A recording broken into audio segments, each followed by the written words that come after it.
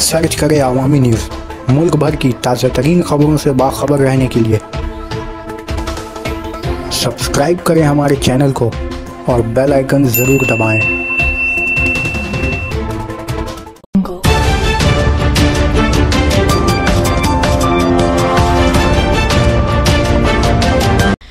हिंदुस्तान के हाथ में राफेल।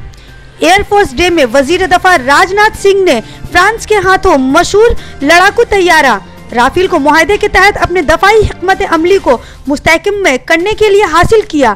आइंदा साल अप्रैल को ये लड़ाकू तैयारा इंडियन एयरफोर्स की छावनी में देखा जा सकेगा।